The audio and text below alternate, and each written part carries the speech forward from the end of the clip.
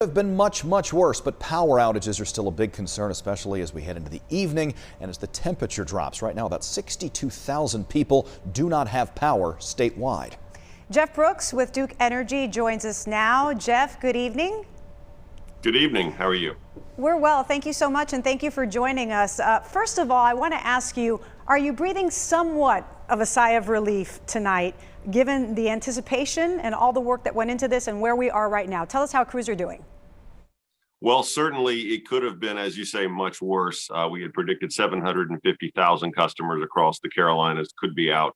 We did not approach that or come near that, which is always a good thing.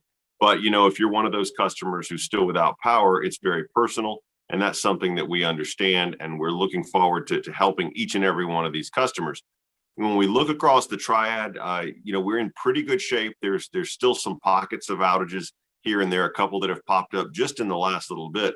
But when you look across the state as a whole, the telling stat here is the numbers of customers have come down over the last few hours, about 30,000 customers less than we had just a few hours ago. But the number of individual outages, the actual places you have to go repair, has gone up. So what you're seeing there is these small new outages that are happening as remnants of icing is bringing down some tree limbs in a few places. In the triad, we fared much better than many other areas, but still there's some pockets of those outages that we're still working here in the area. Jeff, what's your biggest concern as afternoon turns into evening and overnight? And what message do you want to send right now to people who do not have power and do not have heat at this point? Well, we know that whenever you're without power in the winter, it's not a good day and it's frustrating and it's uncomfortable. And so we understand that, and our crews are certainly out in the elements there with you, working to get your power back on.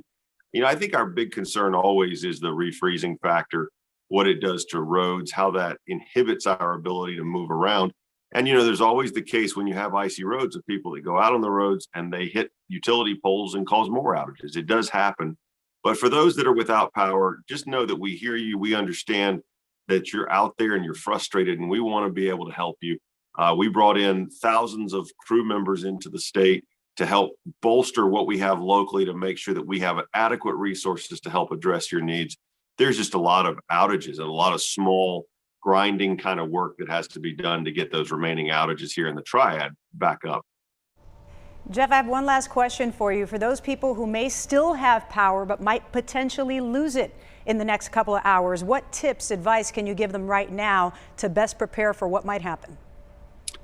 Well, hopefully we had a little warming this afternoon, and that helped with some melting in some places, but there's obviously some areas that got a lot of snow west of here. There's some areas that did get icing just outside north, and west of here. So for those, ice storms are a little disconcerting because you still get outages that happen after the fact, even after the storm.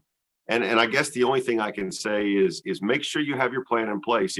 We're almost out of the woods, but we're not quite. And so if you have a plan in place, if you need electricity for medical needs, making sure you have that thought and you've had that conversation with your family so that you can be as comfortable as possible if you experience an outage.